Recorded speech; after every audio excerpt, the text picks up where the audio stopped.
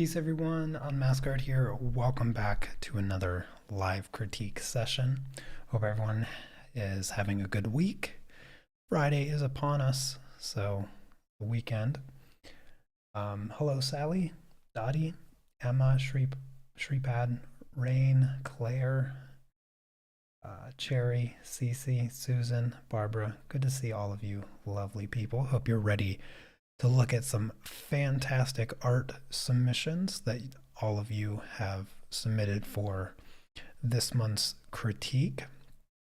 So I'm going to start off with Diane. She has a few pieces here. So first up is the Stormy Sea project that we did just at the end of the year. We finished up this project, and goodness, Diane, you did an amazing job on this project. I think there's two things that stand out in this project that you did. One, the sky. The sky is so smooth, it's so soft. You captured the lighting of the sky really, really well. Like I would say I sort of consider your sky to look better than I consider my sky. It just came out beautifully. You should be super proud of this project because it looks amazing. The few things that I really like about the sky in particular is this area up here where you get some of the light coming through. The really subtle lines that you have, like right here, edging sort of a rim light around the clouds, just perfect, just perfect. I'm also a really big fan of this cloud here. This cloud stands out so naturally, and it really looks like it's coming forward out of the sky, and it helps this light just sort of look behind it. It's really great. This cloud, the value is just perfect. The second thing that I really like about is your boat. The sails and the lines look just perfect here because there's a lot going on in this project, and it's important to balance all the different subjects in this project. And because the lines and everything on your ship are so sharp, it really stands out nicely and it looks fantastic. Let's see if we can zoom in. What did she write here? Looks like Reese. You have to let us know if that doesn't indeed say Reese. That does look like Reese, right? Curious of what the name of your ship represents. And then let's see if we can identify the flag. Kind of looks like Sweden, maybe? Is Sweden red with a blue cross? Can't remember. I think Sweden is red with a blue cross. You have to let us know which flag. The water looks really, really great. This was another tricky part of this project, getting all of this water put in. One of the things that you did really, really well with your water is incorporating that teal blue and some of the other blues and some of the sort of sandy gray color. All of those colors come through really nice and natural looking, especially in this part. Like this area here, I love those colors. They're just coming in very natural and making that water feel a little bit more translucent in some of those areas.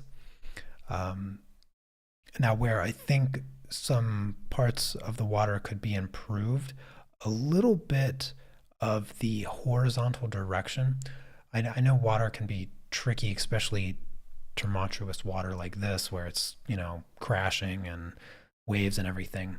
There's a little bit less of a horizontal line that I'd like to see. I'd like to see a little bit more horizontal look like this, especially as you come closer. When it's farther away, it sort of flattens down. As you get closer, these horizontal lines sort of zigzag like this. Remember I talked about how the texture of the water it's like interlacing of your fingers. So if you sort of draw this almost checkered pattern like this, as it comes closer, you want to think about it as like looking down at the water. So the pattern becomes stretched out, whereas as it gets farther away, it gets sandwiched down and squished. So some of that sort of water directional um, perspective is a little bit distorted here in the front, but you sort of have to know to look for it to identify it. Um, this area here is a little bit too much of a pattern, if I can say that. I just feel like it's like white, black, blue, black, white, black, blue, white, and it sort of has this too much of a repetition there. Instead, what I would have preferred is that there's that one break, right? There's that break in the water where the color is slightly different, and it sort of separates like where this wave is sort of crashing a little bit. Um, but it still looks great. Don't get me wrong. I have to nitpick because it looks so good. Um, Other than that, I mean, it's perfect. The whales look great. Um, maybe a little bit more color in the black of the whales, but that could have been the photograph, sort of washing out a little bit of that. But this gray tone here in the sky, I sort of would have liked to see a little bit of that on the top of the whale, reflecting that yellowish color from the sky, and then some of this teal down here in the black as well, sort of reflecting the water. But other than that, it looks really great.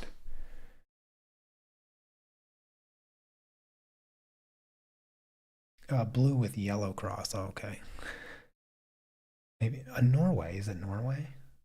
I don't know the Scandinavian flags very well. Um, Sort of just guessing there. Yes, indeed, very nice work. All right, let's move on to Diane's second piece, which is this colored pencil project here. You guys remember me working on this one um, in December as well.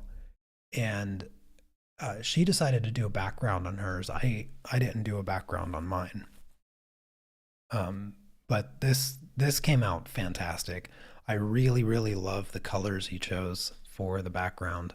They look they look really good, and uh, the complementary color of orange and blue, the best. That's my favorite pair of complements. Orange and blue just look so good together. I'd say the like the background, the color choice, because you did modify the blues a little bit. It looks like you went a little bit brighter, a little bit warmer blue, which totally fine with. It looks fantastic. The texture of the denim of the jacket, the subtle textures here that you see in the collar and in the seam, and then here along where the buttons go, and the top of the pocket. That subtle texture is what convinces the viewer that this is a denim jacket. You will not mistake this jacket for any other material other than denim because of that nice subtle texture that you've put in there so perfectly. The only thing that I'd say may have been improved with this project overall is darkening the shadows a bit more, because they were closer to a pure black, but this still works. This still works. I just think that had you went darker with these shadows, it would have given it a little bit more of the effect of the light. Right now, the direction of the light is pretty clear based on the cast shadows overall, but I think if we go darker, I think I can artificially do that. Let me see here. If I take these shadows down, take the blacks down. I don't want to do that too much, but it's sort of like that. So here's before, here's after. And this is, I'm trying not to darken the midtones. I'm just trying to darken those shadows, and sort of it inherently does it, but before after. And you can just see it adds just a little bit more depth to the portrait overall. Makes him stand off the background a bit more if those values are deeper as well. Other than that, it's great. Really, really well done. And I wouldn't really change anything other than that. And then Diane, she also submitted her apple. This was the simple apple study where we used just the 12 pack of polychromos. Let's see. I just want to make sure that I don't miss anybody. If you happen to have any questions, by all means, don't hesitate to ask me questions in the middle of the critiques. If there's anything I say or anything that I didn't touch on that you want me to discuss, by all means, interrupt me as much as you'd like. And I'll try to keep track of chat as well. Anytime I'm doing the critiques, I always have a hard time following chat because I'm always looking at this screen and trying to work in Photoshop. I can never live stream working in Photoshop because I'm always so focused on like every little tiny thing, and I'm always trying to find my mouse and it always gets lost. Um, and I forget to look at chat, so I'll do my best. All right. So like I said, this apple done polychromos, the 12 pack. And the apple itself looks really, really good. I think the highlight, maybe you sort of ran out of tooth a little bit. I think the highlight would benefit from being just a little bit brighter if you could get it. Other than that, like the colors, the textures, the pencil stroke discipline looks really, really good. The form of the apple looks very three-dimensional. It looks good. I think I would have just liked the highlights being a little bit brighter. I can sort of artificially do that a little bit here. Let's see if I can. If I could just brighten those highlights ever so slightly, then it just adds a little bit more pop to that side of the apple, making it look a bit more three-dimensional.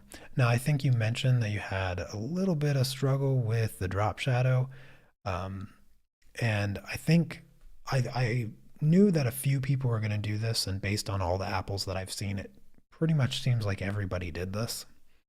And correct me if I'm wrong, but when I was doing the drop shadow, I was talking about how since there's two light sources, the reason you have these weird shapes in the drop shadow is that it's two drop shadows overlapping one another. And so one drop shadow is the apple from the primary light, and then the other drop shadow is from the apple from a secondary light. And when they overlap, that overlapping area is the darkest part, and then the other part is not as dark. But you can clearly see the shapes. You can see these intersecting elliptical shapes that create these kind of weird triangles. And what I mentioned while I was working on it is that I know that they're there. I know that you see them there. But it's important not to overemphasize them. Don't make them stand out too much, because then you get a drop shadow that looks a little bit too artificial like this. The other thing with the drop shadow is it has a bit too much line directionality to it. So I can sort of see your pencil strokes a bit too much, sort of like this. And if anything, you would have wanted to put your pencil strokes in the direction of the texture of the table that the apple was sitting on if you wanted to do something subtle like that. But the separation between the gradients, what should be sort of more gradient, these separations are too distinct.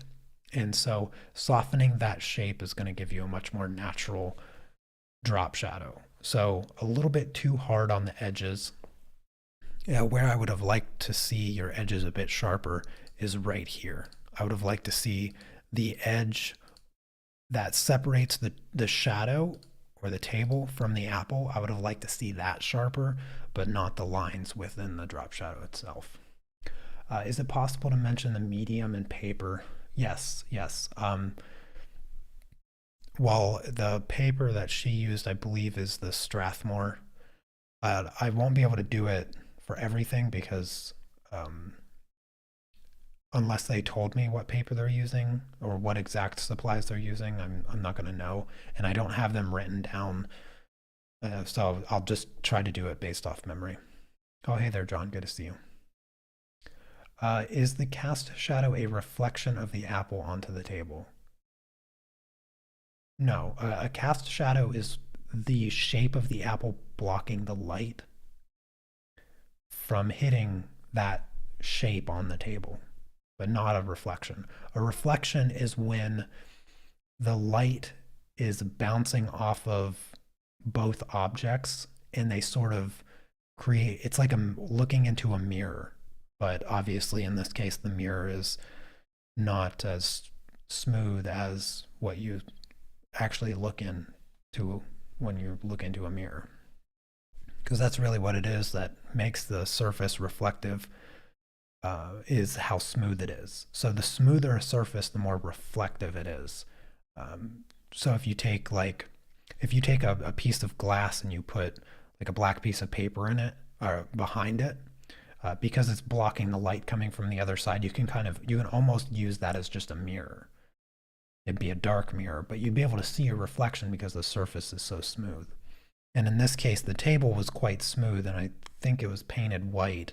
And so there was a little bit of sort of bleeding of color, but not necessarily a hard reflection or anything like that.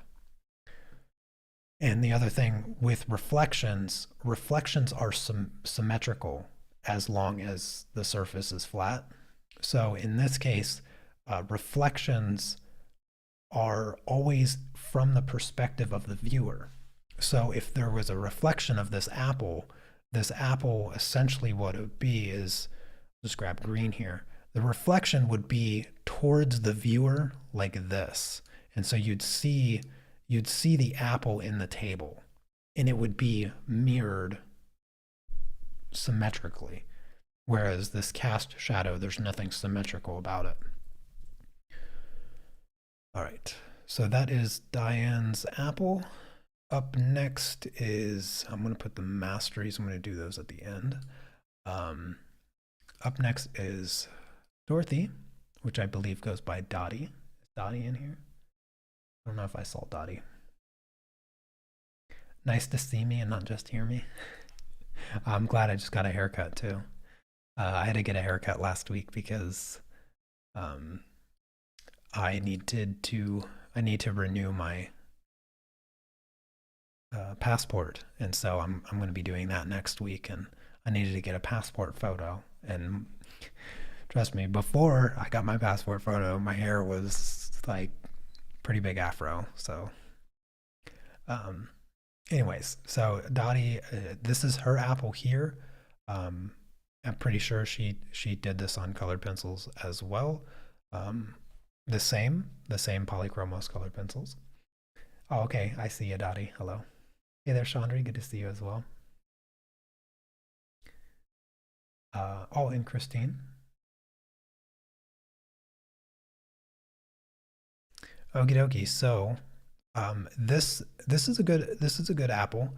I think covering the paper is something that you need to focus on a little bit for next time. Trying to get these colors more vibrant, because right now the color of this paper looks kind of tannish, sand colored, sort of like the neutral colored of the paint on paper. I'm not sure, or potentially could this be the Strathmore toned tan? Yeah, this actually looks like Strathmore toned tan. It even has the texture that I remember. But too much of the paper is influencing the saturation of your greens and yellows in the apple. And so don't be afraid of covering the paper. I think at the risk of messing up the drawing, it's worth more getting the coverage of the paper a bit better. So don't be afraid of your colors. That will also help you get these dark spots darker because right now they're like 50%. So you can, oh, you can't see it. So here's your color of green, like the darkest shade of green that you have in your apple. This is pure black here. And something, you want something in between. So for your apple, you want it to be like right here. Uh, and then your lightest part is obviously this, but for the other green, like you can see, this is the sort of the lightest green color that you have in your apple. And one thing to note is how undersaturated it is. So I think if you were to go for something a little bit more like this, that would have even been better, or possibly even brighter than that. So you wanted to get something a little bit more saturated because right now your color is just a bit dull. So here's like really bright saturated green. I don't think, oh, I do have my apple. Probably somewhere around, I don't know, somewhere around this sort of that green. You can see how much closer this color is to gray. And so by leaving too much of the paper showing through, it's sort of desaturating your colors and not giving you the vibrancy that you could have otherwise achieved.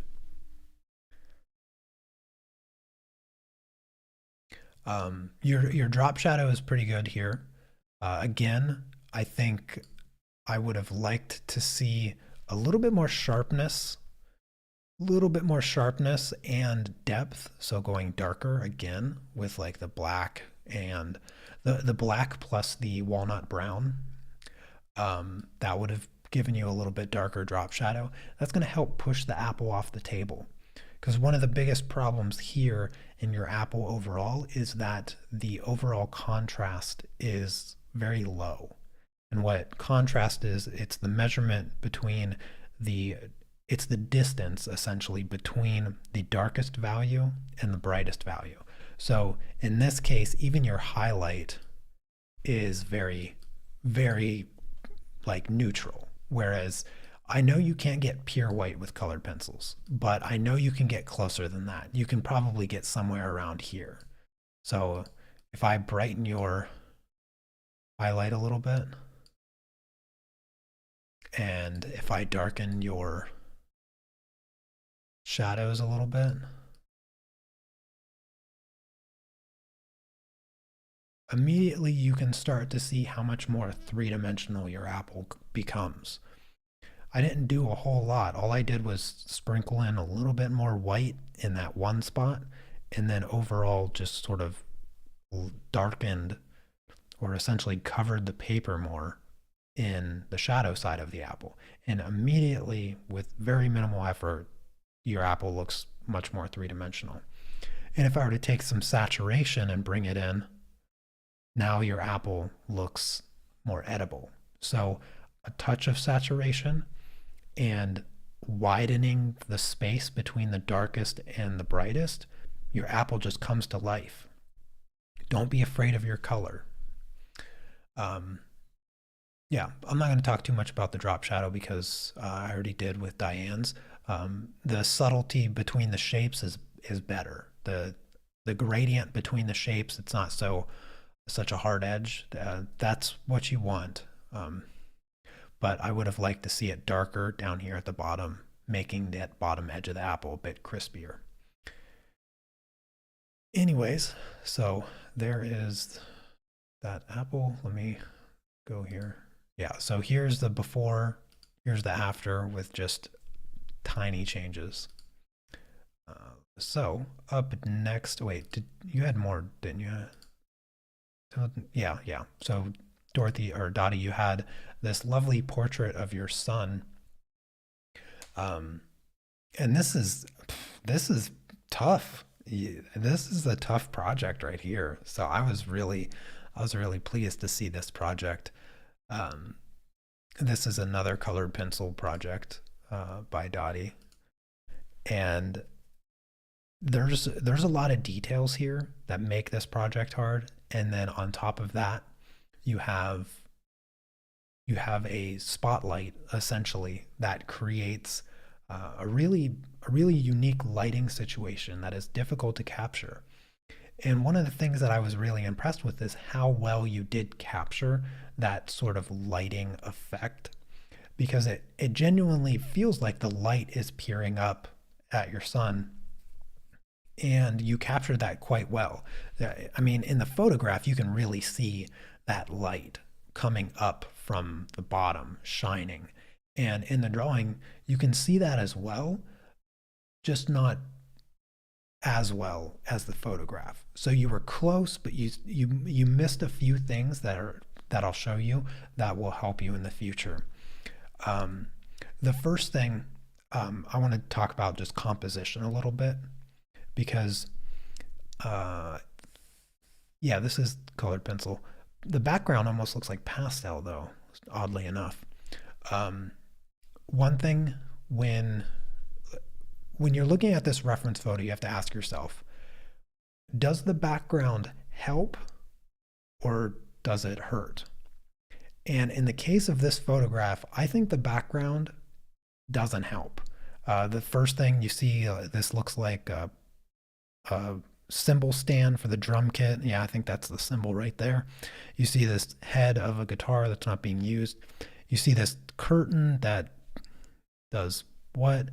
This, I don't even know what this is. This looks like a light, actually, like on the wall or something. You have this kind of tapestry here that has some cool colors and design. Then you have this random light at the top. So at the end of the day, the only honest answer, I think, of whether or not the background is helpful is no. The background is not something that really builds the environment for the portrait. And I think that if the background was just this tapestry, or it had something a bit more unique, or if it was blurry and it had like the bokeh effect, I think that would look really cool. But in this case, it doesn't. It doesn't help. And I like that you removed that stuff in your background, but you sort of kept this random curtain sort of implied in your project. And when you're altering the background for your projects, keep a few things in mind. First, like I said, just ask yourself when you're using a reference photo, is the background helpful or hurtful? If it's hurtful, then you need to change it. And then when you change it, you need to ask yourself, does the background, is the background negative space or positive space? And what I mean by that is, if I were to just take a shape here,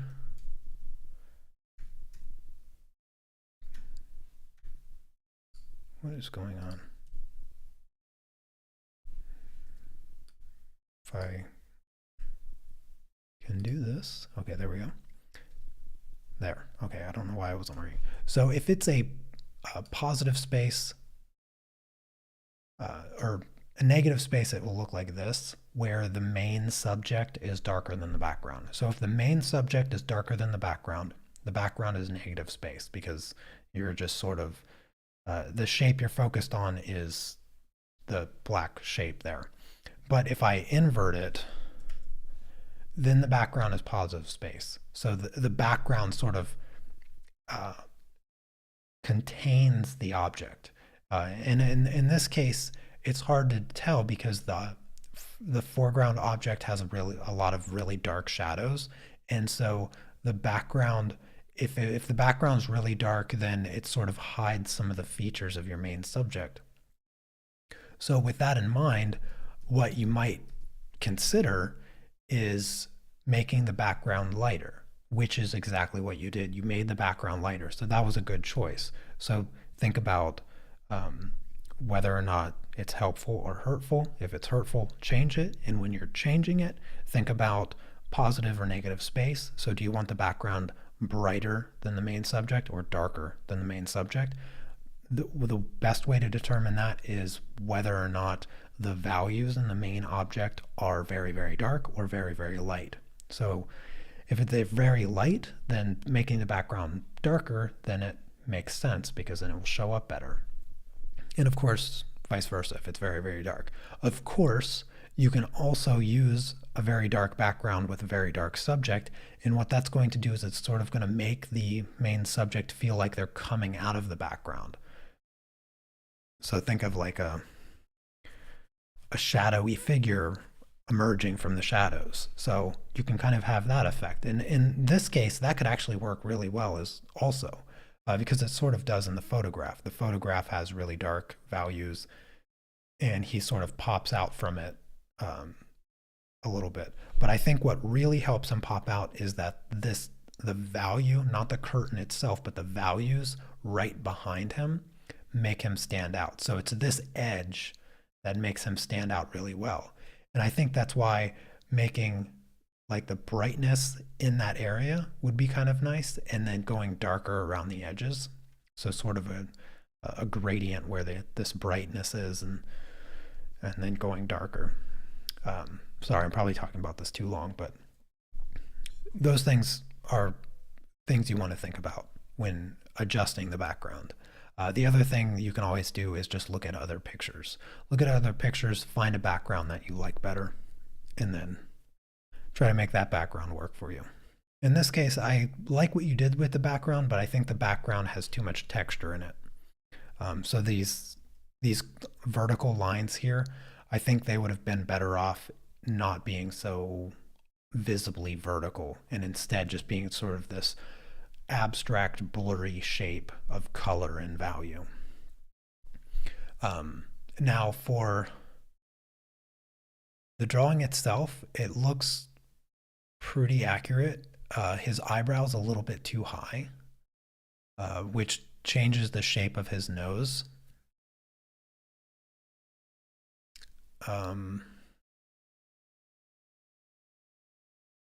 His hair's pretty close, but one thing that I really like about his hair is this spot. These shapes right here really define sort of the shape of the hair and the texture of the hair, whereas your drawing sort of mushes it together. And if you were to look at this isolated, you wouldn't really identify that as hair. Whereas if you look at that isolated, you're like, yeah, that's definitely hair. So you're sort of missing a little bit of the looseness and flyaways of his hair in that spot. And that silhouette's really important. And so I would have tried to translate that a little bit better. The shape of his guitar is a little bit distorted right here, but not super obvious. I can't tell. It sort of looks like he freehanded this actually, which is impressive. This is a difficult, difficult thing to. Anytime you put something in somebody's hands, it immediately becomes difficult to draw freehanded. But other than that, it looks good. Yeah, other than that, looks really good. Yeah. So the other thing that I wanted to talk about, and I'm sort of glad you submitted this project because I've said this like a million times. When it comes to skin, there is no such thing as skin color, skin tones. Like it's like I love the pencils that are called like flesh or whatever, or the YouTube videos on like how to mix skin tones, because skin tones are nonsense. They're nonsense. And this photograph in your drawing exemplifies how much nonsense skin tones actually are. Because like I said, I think like yesterday, one of the most overlooked colors in skin is gray. Gray is the most common color in skin. If you're under like a natural light, just a neutral light, not a colored light. But in the case of the photograph here, it's blue light. You have blue light in the picture. And blue light does something unique because it pulls out yellow. And when you pull out yellow from skin, you get more reds and more greens. And so it distorts what you associate with skin color. People associate like tan and light browns and reddish browns with skin tones. They don't associate things like blue or yellow, well, maybe a little bit of yellow, or green. They don't.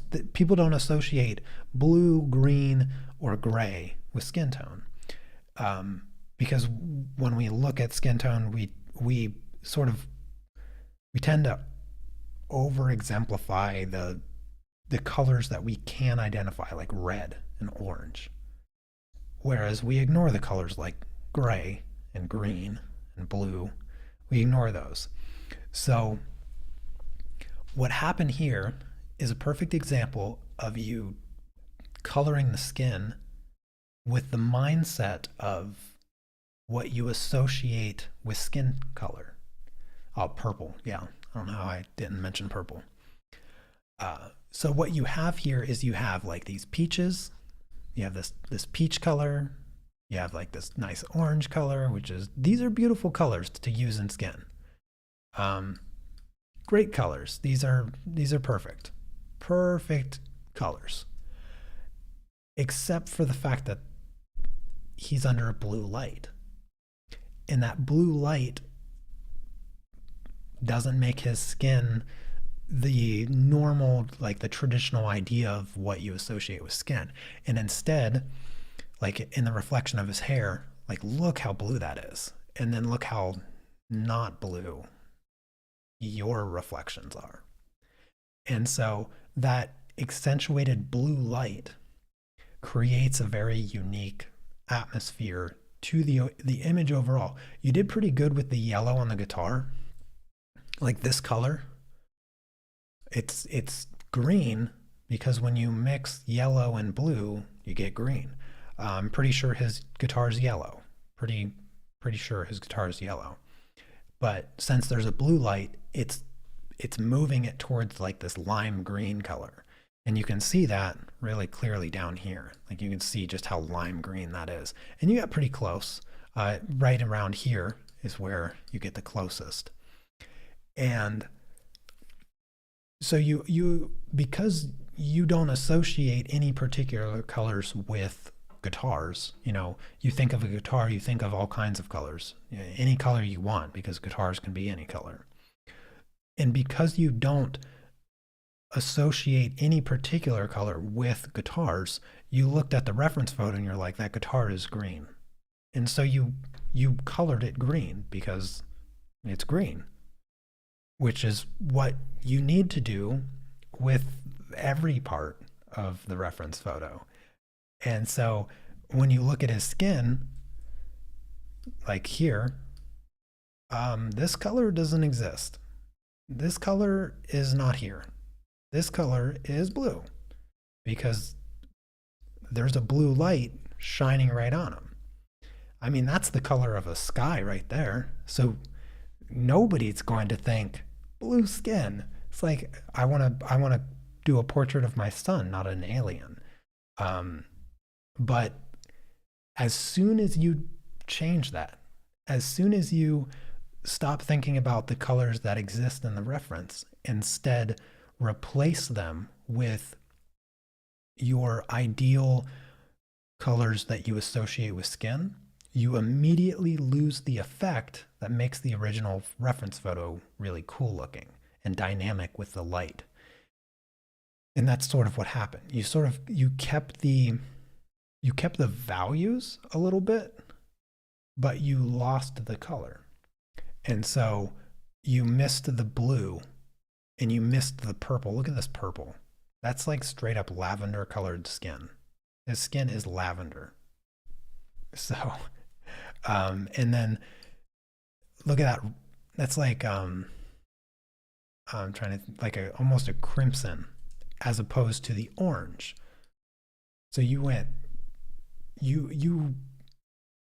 didn't add the blue into your drawing. And so that's why you lost that effect from the light.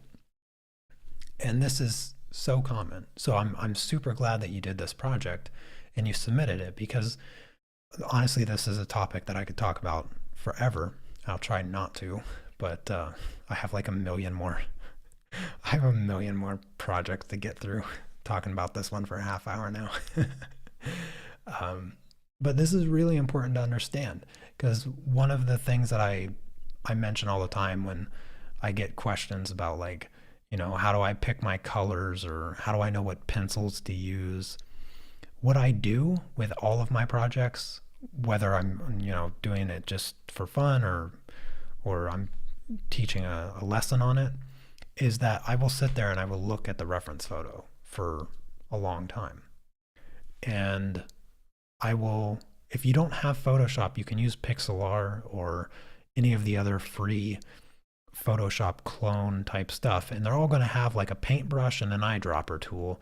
And you can come in here and be like, well, what is this color exactly? Oh, okay, well, that color's super, super blue. Oh, what is the color of his skin? That color is like purple and blue. And purple, like this dark shadow on his nose, you can't get more purple than that. I mean, maybe you can get a little bit more purple than that, but it's super extra purple. You have zero purple in his skin. And when you miss a vital color like purple, you won't be able to create that effect. And yeah. So other than that, you did a fantastic job on this portrait. But I'm glad that you submitted it, because this is hard to do. It's hard to get. The reason this is so hard to do is because people fear messing up their projects that they spend a lot of time on, and then they get to this color and they're like, they just end up adding a sprinkle of it. They just add a teeny tiny bit of it because they're afraid of messing it up if they go with the wrong color. A really good example of this is the landscape project that we're doing right now, the Aspen Mountain one. All the mountains are like super, super blue, like using really bright blue colors. And at first they looked sort of out of place because nothing else was colored. But as soon as I started putting in the foreground, the blue mountains contextually made so much sense. And it's the same thing with this. If you were to go back and do this project and say you fill in the background with whatever, but then you just start coloring in his skin. So you start with like his arm, and you're using these baby blue, purple pastel colors and this super bright red, it's going to just feel jarring and awkward. But as you start filling in the rest of the portrait with all the context, the lighting immediately starts to make sense. So whenever you're feeling that anxiety or that feeling of wanting to hold back from applying a color completely, just bring your reference photo into a program like this, similar to it, that allows you to isolate colors. Zoom in on your project. Forget how to move. Oh, wow. Zoom in on your project and just look at the colors. Just select them. Like, okay, yeah, that looks different. Isolate them on a white background.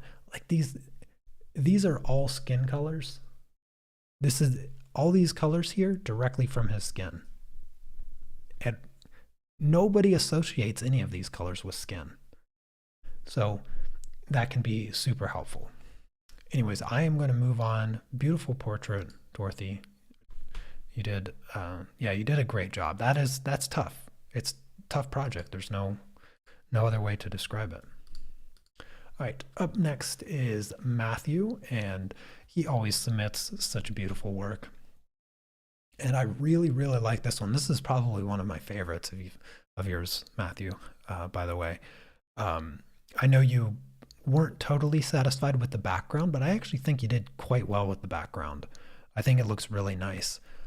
I know you wanted it to look a bit more misty, and if you wanted it to be less mm, I don't know, if you wanted it to be more misty, then all you have to do is use softer values. So this dark value that you used for what looks like graves or something, make that closer to what is behind it. So that would immediately make it look like foggy and even more distant. Um, so a few things that I love about this project. First, the colors in the skin, perfect. I love the yellow greens. I love the pinks, the deeper reds. Really, really fantastic colors in the skin. Plenty of gray, lots and lots of grays, and it just looks fantastic. The other thing that I really like is the crosshatch texturing of the jacket. I personally can't tell what material this jacket is supposed to be made out of. Uh, it looks like it could be made out of plastic. It could be made out of denim. It could be made out of snake skin. Like it looks like it should be made out of a ton of different materials, which isn't inherently a bad thing or anything like that. But I like the texturing. It's a bit ambiguous as to what type of material it is, but the texturing looks awesome. Period. So I wouldn't even change it. I think it looks perfect. Now, my all-time favorite thing about this project is the collar and this fur texture. It is it looks so soft. I feel like I can just reach out and touch it and pet the collar. Like that is some of the best texturing of that. That kind of texture is really hard to do because it's not combed. Like it's sort of coming out. It's all just like coming straight out. And so it's not like a natural fur texture or anything like that. Um, and that's a tough texture to capture. It really is. But you did it even better than what it looks like in real life, and it just looks like you can pet it.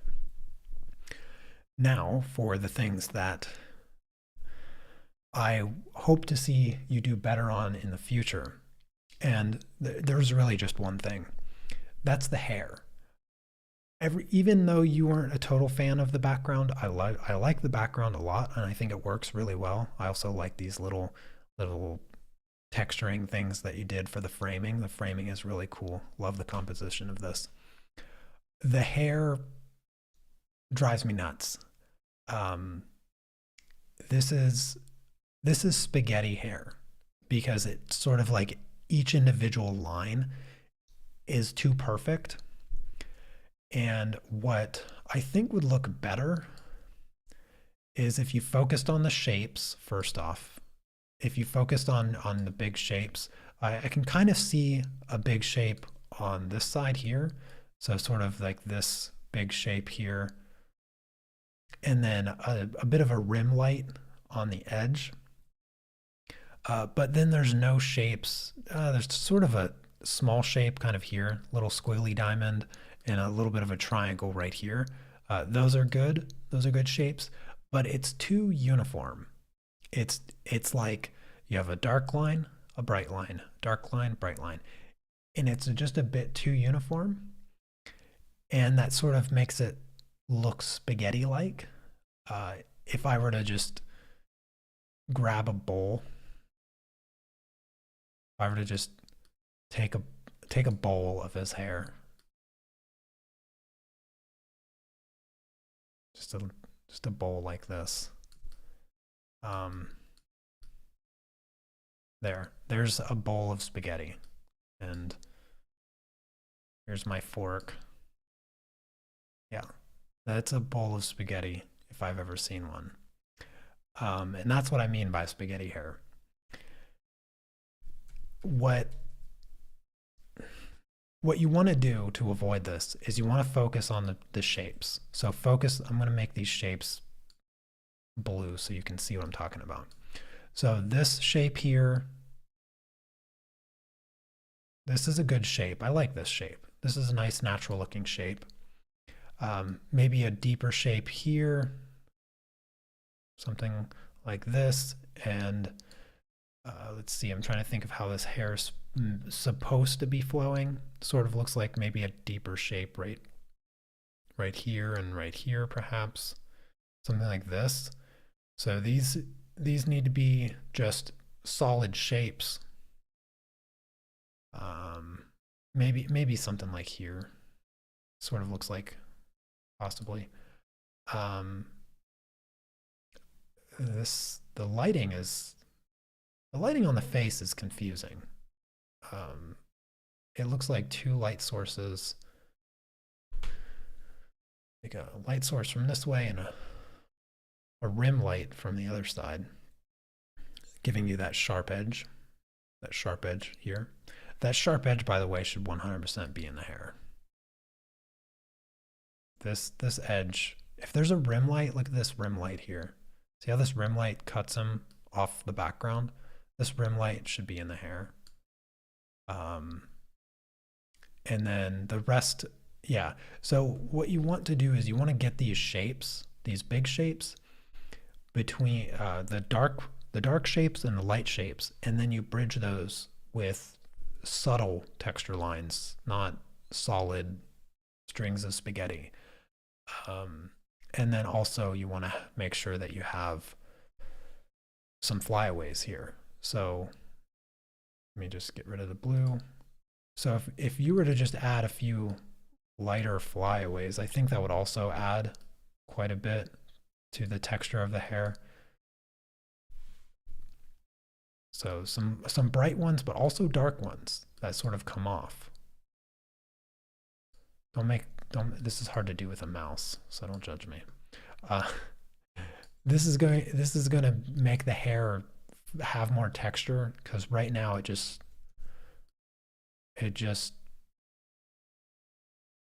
has not enough. Believe it or not, it's too uniform, and then it doesn't have the subtle texture, the flyaways. I think just adding flyaways makes it look quite a bit better, in my opinion. But you gotta avoid the spaghetti. just avoid the spaghetti. I don't know how you did this so well, and then you made his hair look like spaghetti, because your texturing is just so delicious. It's just fantastic. This is a beautiful portrait regardless. You always submit such wonderful work. All right, up next is Susan. And Susan, this has to be the photograph. I'm not quite sure what's happening here, but there's this line. Do you guys see these lines here? Yeah, these weird lines. I know that they're from the photograph. It looks like some kind of reflection or something. I don't know exactly what it is. For sure that's got to be from the photograph, because those lines are far too perfect to be on purpose. And also it looks like a light source, doesn't it? Looks like a light source coming from here. And I'm pretty sure you didn't do that. So I'm just going to ignore those lines. You have great texture here, as always. You always have such good texture.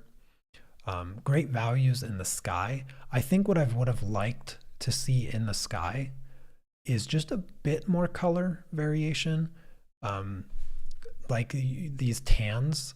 Remember, we used quite a bit of that tan color. I kind of would have liked to see just a little bit more of that tan color in the sky. Other than that, the sky looks good. The sun rays also, so the light coming down, it would have been nice to see that just a bit softer, similar to the rest of your sky. So these areas of your sky, they look really good. They're nice and soft. And these are just a little bit harder than what I would like. That's going to allow your sky to feel a little bit further away and out of focus. Sorry, let me have a look at chat really quick. Oh, hey there, Mache. Good to see you. And Cece. No, it would not work if they did the same texture as the fur collar, because that texture is different than what his hair would create. First off, that texture is very short, gives it this very stubbly kind of look. Um, and the furness of that type of collar, everything's coming straight out. So that's not the way the guy's hair was. The hair was styled like kind of slicked back, and it was much longer. So the texture would not be the same. It's the photo behind glass. Okay, that's what I thought it was. Yeah, I thought it was.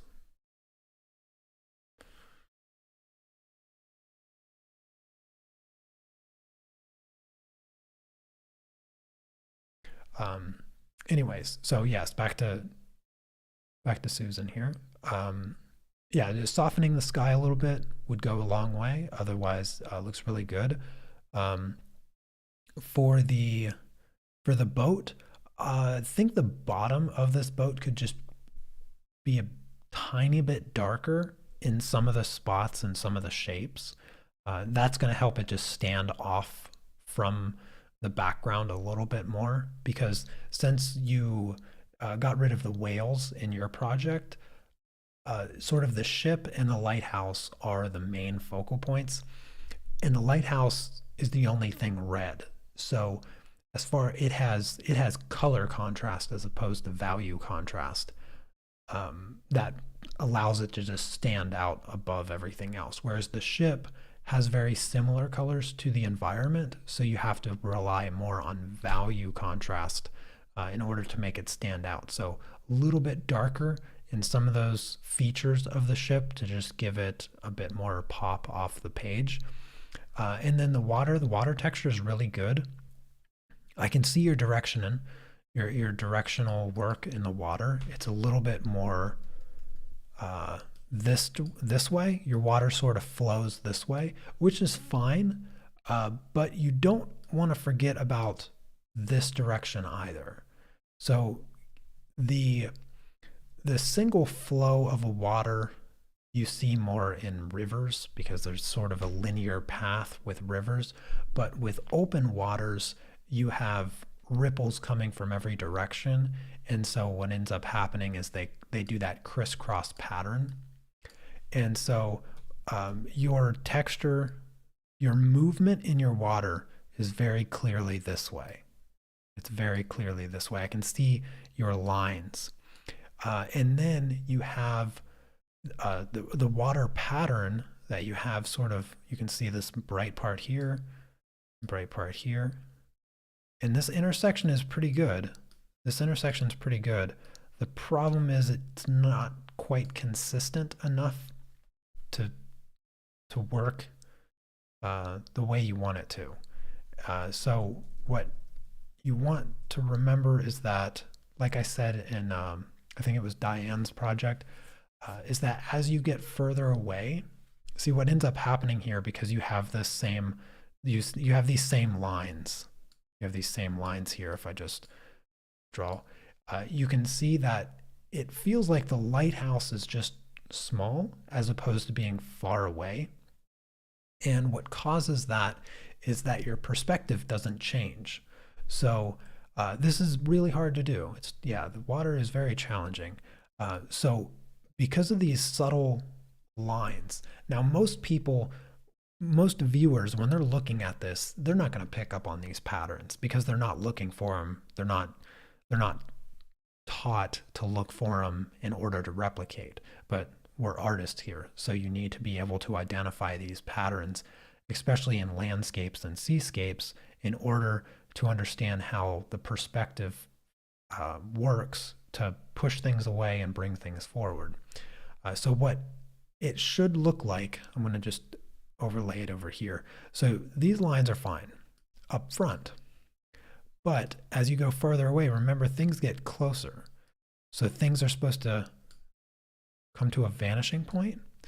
And over here, if I were to extend these lines do the same thing. So we'll just sort of arbitrarily put a vanishing point there. And so these lines coming over here need to do the same foreshortening. And you notice that, imagine, I'll make a horizon line. Imagine this blue line's the horizon, right? As you get to the horizon, what you'll notice is that the lines get squished together. They just sort of become this. It's just mush. It's just a bunch of mush. They get squeezed. They get squeezed. And the opposite happens in the sky, by the way. It's just mirrored as far as perspective goes. So as clouds get closer to the horizon, they get squished and really small and thin. And so what needs to happen in your lines here is that these waves need to be pinched together. They need to become smaller and smaller. The texture in the water needs to become smaller and smaller. And that's what creates that illusion of depth and distance in water, is that those lines, as they come closer, so as they are this space down here, the closest part of the water towards the viewer, you're going to see the lines that look like a checkerboard or chessboard, the crisscross pattern. And then as you get farther away, you see a lot less of it. It just becomes like thin, indistinguishable textures. And so the size of the detail needs to change as you get further away. So hopefully that made sense to everybody. If it didn't make sense, let me know in the chat.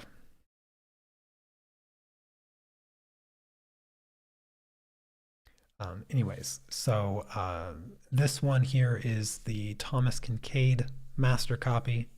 This is also Susan that did this. And you mentioned that you sort of messed up on the first take, and so you started over and you did it again. And I'm glad that you did that, because you know, it can be very frustrating, you know, getting started on a project, and then it's, you know, when do you get to the point where you know the path you're going down, you're never going to be able to take a few steps back to get on the right path and end up where you wanted to. So it's tough to start a project over again. So I commend you for doing that. Now, this project was incredibly hard for a number of reasons. And overall, you did really well on capturing the scene and all of the elements that are involved in it. Where I think your improvement, so from this point, where I think your improvement is going to benefit the most is sort of the dynamics in your values. So you're really, really good at capturing fun, loose textures, and I've never seen you have a problem with color. Your colors always are very bold. So those things I think you're really great at. Now what I want you to try to pay a little bit closer attention to is value changes in your work. And this one's pretty close as far as the levels of values that you have created. I don't know if you purposefully altered the colors in this project, because your all of your bricks are much more gray as opposed to sort of that sandy color that the original has. They're a little bit less gray and a little bit more sandy. But what I wanted to focus on here in this project for you specifically, you have some nice colors in the sky. They are a little bit faded, and I think that's possibly from blending and them just getting a little bit too muddy. So you want to be careful with that. Try not to get those soft pastel colors. And I mean pastel in the description of the color, not the medium. Those softer colors. So this yellow here, I think would have benefited from a little bit more saturation. So instead of like that, being a little bit closer to this mustard color, and maybe even closer to this. And then the blue is a little lacking in color. So something a little bit brighter, I think would have benefited the overall glow of your sky. And then if you remember, those of you that have seen this project, there's trees behind here. And so these trees, they're very close to the same value of the sky and even the same colors of the sky. And if I were to, maybe I can sort of artificially do this. If I were to just take your sky color and gently cover these trees with like fog, these trees are going to be pushed back and they're going to look farther away. I'll even do these ones here. I'll just even make these ones look like they're farther away.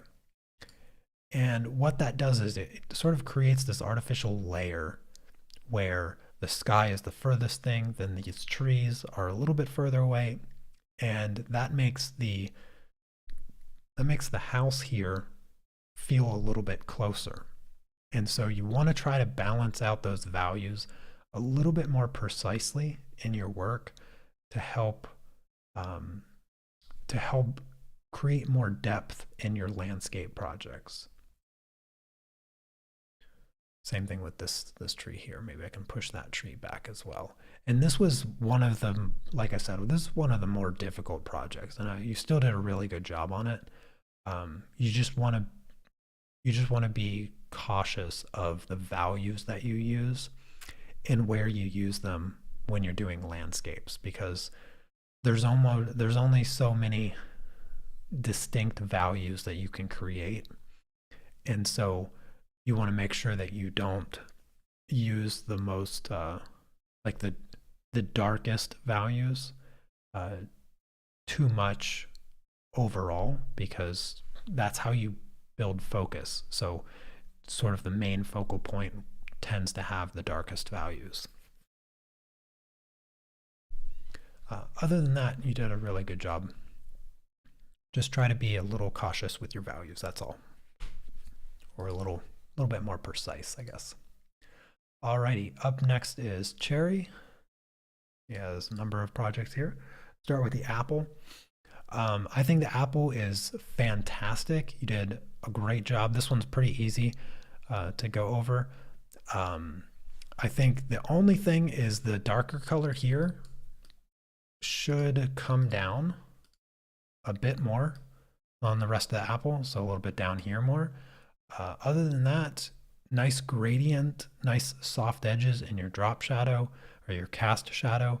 Try to make the edges maybe a little bit softer, tiny bit softer as it sort of fades into the paper, but otherwise really good. And also don't be afraid to go really dark and sharpen that edge of the apple right there at the bottom. Beyond that, apple's perfect. Keep up the good job. I gotta sprint through a couple of these projects, so forgive me. Now this is Cherry's Stormy Sea. I like that you put in the whales, and I can see the reflection of the sky in the whales. So well done there. Yeah, the whale colors look really good. The sky looks wonderful. The sky has tons of nice colors in it. You even went a little bit heavy on the teal color up here, which I think it works. You know, it looks good. Looks good in the sky there. You added some clouds over here, which I can understand you wanting to break up those darker colors, but you have to remember how the light is working. So in this case, the sun is behind the clouds, so the shadow is on the bottom. And these clouds that you put on the horizon, they don't follow those rules. So they sort of stick out slightly unnaturally. So be careful with adding or making changes to the lighting in your sky like that. I think it would actually been better to make the clouds the opposite of bright. So have them be dark clouds instead, because the light would be behind them And since they're so far away, the dark values would show up better. Other than that, this cloud here, this cloud over here, I love. That cloud has so much color and so much detail in it. That cloud is my favorite cloud. Um, Everything else looks fantastic in the sky. The boat looks great. Yeah, the boat looks really good. I don't think I would change anything about it, actually. It almost looks like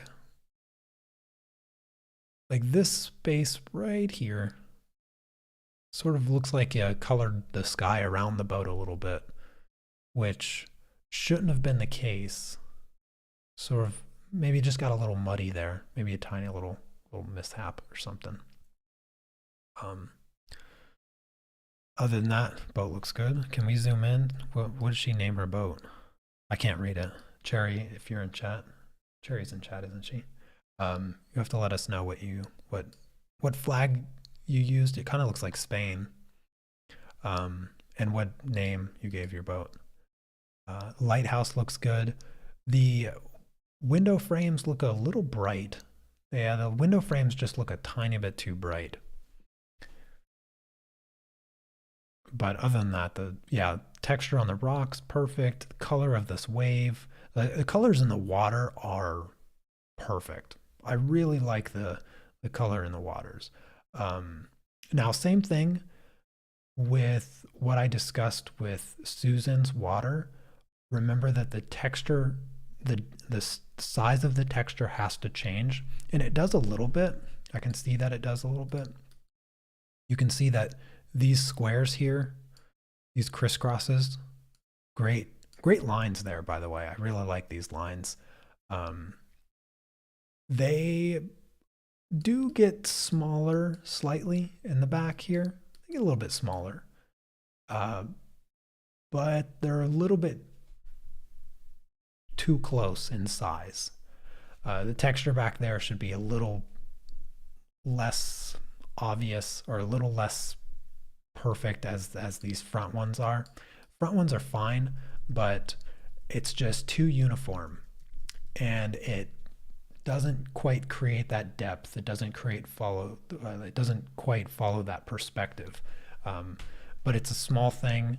It looks really good still. This water, I really love this part here. This part looks super, super good. Great use of the horizontal squiggly highlights on the water to create those small ripples in the water. They look fantastic. This is probably the best looking water. This part here just doesn't compare to this side. This side right there, perfect. Nice textures, nice details, nice color changes too. I like the undertones, like these darker blues into the lighter greens and yellows. It looks amazing. Now the shape of your foam is a bit too perfect. It's a bit too much like it reminds me of like when a hairdresser pulls your hair up to cut it, and it just has that smooth line. Your waves have a bit too much of a perfect line. They just flow too perfectly. Making randomness is one of the things so many people struggle with, and I can totally understand, because I went through the same thing. Like, how do you make it random? This is a good one here. This is a really good example. Like, it's just sort of flat. It's just too perfect, it's just snip, snip, snip. They just cut the rest of that wave off a little bit. Other than that, the water looks great. Everything looks really good here. And that randomness, don't get too hung up on the randomness, but it still looks really good. Yeah. Wonderful, wonderful color. All right, let's move on. Cherry has another one of these guys here. And this came out great. The first thing that caught my eye is the hat. The hat looks so good. It looks so good. Yeah, this might be the best hat, even better than mine. The hat just came out so good. It genuinely looks like that texture, and you gotta tell us, like, was that the easiest hat in the world to do? Because it looks very hard with all the texture, right? But the way that I showed you how to do it, just ignore all the texture and then add it later. Um, I can see your lines, the pattern of the texture, and it just came out so good. Like, I can zoom in a little bit. Like, you see this space right here. I'm just looking at it. It genuinely looks like what the texture of the hat is. It just looks so good. Yeah, yeah, it looks super good. The jacket, everything here looks really great. I think the only thing sort of holding your portrait back is you are afraid to go darker on the shadow parts of the skin. That's really about it. If you were to go darker, like, I'm just gonna grab this black really quick and sort of, actually maybe I can, no, I won't complicate it. No need to complicate it. I'm just gonna darken this. Just, it's hard to do this with a brush, so you have to forgive me. I think that immediately makes the lighting more convincing. If you just went darker on that side of the face, then the how dark the shadow is on the jacket, and maybe even a little bit on the hat, go a little bit darker on the edge there. That right there, I feel like it immediately makes the lighting in the scene more convincing. And so try not to be, I know I say it all the time, try not to be afraid of the values that you see.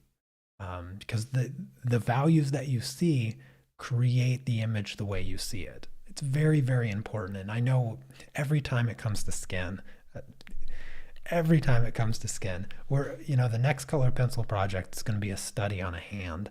Um, and I'll tell you what, just ignore the fact that we're doing a hand. Just focus on the values and the colors. Don't worry about anything else.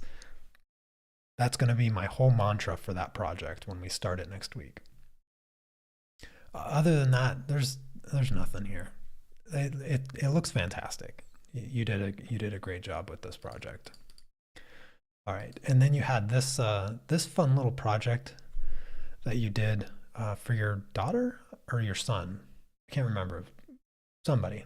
You did it as a gift, um, and it looks really cool. I love this storybook sort of fantasy style. Looks really cool. Um, because of the style, there's not really anything that, as far as, like, whatever. I'm just gonna skip over that. Um, the only thing that I think would improve this is, again, taking this color here, dropping it down a couple notches on the value scale, and just going a little bit darker. A little bit darker over here because you have a light source established. And this could be darker. This side here could be darker. Let me fix that. And then all of this could be darker. Maybe not that dark, but for sure this. See this light source coming down from here? This whole mushroom would cast a shadow here, and probably even cast a shadow across this, like that. And then what that does is it just enhances the light a bit more. There would be a cast shadow along the door, and yeah, you could go bluer. You could go a little bit bluer on the sky. Not a whole lot, but had you gone bluer in the sky, that's something that you could have used. I'm just nitpicking here because this is already like a perfect project. There's literally nothing to change here. It looks fantastic the way it is, but you just want to think about that light source a little bit more. And you could have played around with the way that this big mushroom creates a large cast shadow across the smaller mushroom next to it. And I think it just gives it a bit more of a dynamic lighting. But that's just, you know, that's just nitpicking. It's a fantastic, fantastic drawing. Up next is Garima, and he had this lovely ballerina in watercolor. And I'll be honest, I have very limited knowledge of watercolor, but I am impressed. This looks really cool. I don't know how you created this pattern on the dress. It's really cool. It almost looks like you took gouache and with the bristles of the brush. But anyways, I think the only thing I would say that you need to work on a little bit is the anatomy, the drawing the person. The head is a little bit too big for the body, and these that part of the arm, or the arm where it meets the chest, so this armpit region here, this isn't quite the way that it happens on a body, because you have a shoulder, and so the shoulder still exists in this space here, and so you don't get that, like, you have like this pocket there. The armpit is a pocket like over here, but it's not, it doesn't, the ribs don't come up to that point where you have it. And so with the anatomy of this project here, so you have the clavicle bones that come down and they flex like that because her shoulders are up, and then the rib cage comes down like this, and it comes in near the top, and here you sort of have it just continuing a bit too wide there, and it's also a little bit too wide on this side, like it's kind of bowing out, which I think you shifted the center line of her sternum. So you always want to use that, the sternum is really helpful. Like putting that center line allows you to center her chest and her shoulders, and just the way her torso is shifting. And then you can kind of think of the stomach area as being sort of this cylindrical shape, and then it's hard to say where her pelvis is, but pelvis, sort of think of it like the top part being like a rectangle, and you can use that rectangle to determine the tilt. So generally the pelvis is tilted, and so it sort of has this tilt like this, kind of like a rectangle. And then of course you have her pelvic bone that comes out to meet the femur bone, which is the upper leg. And so sort of like this. And so just you want to focus on those things, because the colors are great. The execution is great. The nice gray, and then really the only thing that has any saturation is her skin. And the colors of her skin are actually really good. So you did a good job on that. Don't outline noses. So here you have this line. Don't outline noses. Noses aren't outlined. So don't do that. Yeah, just focused on the accuracy of the drawing and the anatomy. And you paint like that on top of a more accurate drawing, and you're you're on your way. So just focus on the accuracy of your drawing and your anatomy, because just paint like that, because that is a really good painting. So great job there. Thank you for the submission. Up next is Barbara. She has this adorable little pastel portrait of possibly her dog. I don't know whose dog, but I'm guessing her dog. And this is a well done. There's great pose. This is a good pose. You know, there's a lot of really bad pet portraits that could be good, but they always start with a really bad pose. A couple things to avoid when doing pet portraits, or if you're taking photos of pets in order to draw them. When we interact with our pets, generally we are looking down at them and they are looking up at us. And occasionally you can get some pretty adorable photos from that perspective. You know, you take enough photos, one of them's bound to be good from that perspective. But if you are looking to do a portrait of an animal, don't look down at it, because when you look down at the animal and they look up at you, there's going to be all this foreshortening. Essentially, if you look down at a cat or a dog while they're sitting there, they don't have a neck. They immediately don't have a neck. And oftentimes they don't have a body either. It's just like this weird floating head, and then you see this tail coming out of nowhere, and then you see these foreshortened forelegs with their paws coming out of their chin. It's not a good look. Like it doesn't look good. So when you do pet portraits and you're taking photos of them, or you're drawing them like this, get down at their level and try to take them straight on so that you can see their shoulders, so that their legs are proportional to their body, or if you can even see their body.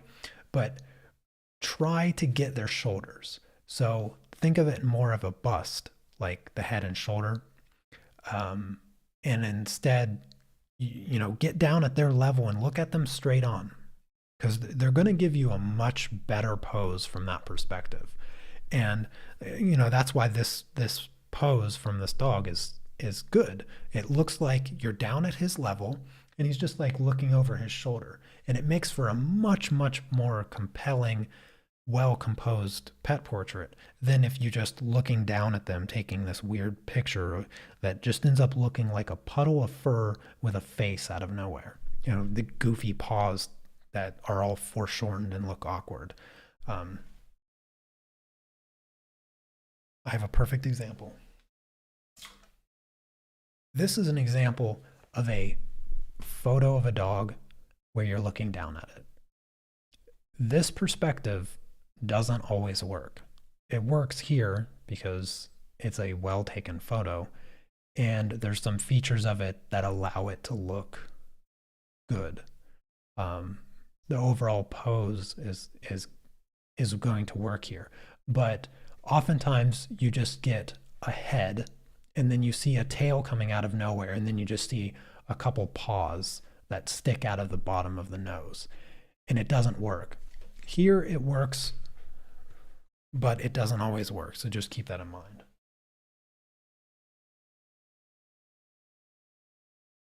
I just had to go on that rant because the composition of this pet portrait is very good. Now, a few things that you can improve on. The accuracy of the drawing looks good, but you want to get more texture. So the one thing that I always talk about when I do lessons on pet portraits, which I haven't done one in a long time because I prefer other things, you want to make sure that you map out, let me get a different color. You want to make sure that you map out the direction of the fur and then stick to it. Because one of the problems that I see here is that the texture of the fur is just doing this.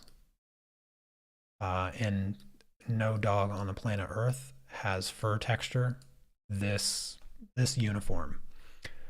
And the eye is the trickiest part because there is a fan of texture that comes like this. And this is universal among pretty much every furry creature. It goes like this. At the corner of the eye, it has a pinch point. Here it fans out and it becomes the other direction. And as you get further away from the eye, depending on the length of the fur, the strands shorten. Now, the other tricky part is right here, this part of the dog or cat. And the reason that part is hard is because the fur is coming out like this. I call this a pinch point because it's symmetrical, which means the fur on the other side is doing this. And this is why you get that gap, that kind of part in the hair on dogs and cats. And then, of course, on the snout, it's very short to the point that it's almost dots. But think of it more as dashes. And then, of course, the nose. So you need to familiarize yourself with the pattern in which fur grows on animals, because the more you understand these patterns in the direction that the fur goes, you'll be able to create much more realistic fur. Because when doing fur, it's very much the same rules as doing hair on people. You always want to move the pencil or the brush in the direction that the fur texture is going. From the earliest stages, you always want to be moving in that same direction, because otherwise you get this texture that doesn't create fur texture. By doing this, by being disciplined in your pencil direction when doing hair and fur, it prevents you from having to draw individual hairs, because the individual hairs you only have to add later on as the flyaways, and then magically the hair has all kinds of texture. And it's because you remained disciplined the whole time, and all of those subtle lines start to come together at the end. So be careful with the fur texture. Make sure you analyze your reference photo and pay attention on the direction, the flow, and the length, because the length of your pencil stroke needs to match the length of the hair. And the hair here on the cheek of this dog is far too long for it to be a short-haired dog like this. The other thing is this texture here does the same thing. It's shorter and you start to create, but it has one direction. It's just flowing in one direction. And that's not the way the fur around the nose of a dog or a cat works. It fans out. So it comes directly from the nose. It's doing this. Think of the nose as a vanishing point almost, because everything just sort of comes out from it like that. And because of the lips, it folds under. So the fur wraps around the upper lip. And then, of course, don't forget the whiskers. I can see that you added some whiskers, but dog whiskers are not that short. So you definitely don't want to leave out the whiskers. Whiskers are very important. They're probably closer to that length, I would guess. The other thing is avoid hard lines like this. That's not the way fur works. This creates a cartoonish bottom jaw, and that's just not the way fur works. So unless you're going for a more cartoony look, avoid these very distinct lines. Never outline. If you're going for anything realism, never outline anything. Instead, what you'd want to do is you'd want to use the value that separates the head from the body. You'd want to use this and give yourself the opportunity to create a nice shadow. And then on top of that, then you have the fur texture. So use the value to separate, and then use texture to create the texture, or use the lines, I mean, to create the texture of the fur. And of course, these lines need to follow the same rules, always moving in the direction of the fur.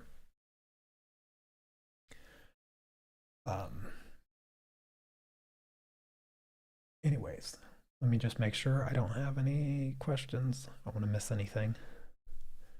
All right, let's move on. Good job, Linda. Looks good though. Wait, that was Barbara. Sorry. Good job, Barbara. Up next is Linda. She has a whole bunch of projects here. She did this one in colored pencils, which is absolute madness. I would never approach this project with colored pencils. Way too much going on, but nevertheless, I am impressed because not only did she do this with colored pencils, but she also, wait, no, she did it with pastels. Why do I have pastels written here? I thought she did this with, maybe I was mistaken. I thought she did this with colored pencils, but I wrote pastels. Maybe it was pastels, I don't know. Either way, she did it small. You can see her signature off to the left to give you scale size. This is really small. This is incredibly ambitious to do as small as you did. I can't remember the size that you mentioned, but you did a good job on it for how small it is. I think the biggest factor here, which is similar to Susan, is that you want to keep that sky soft.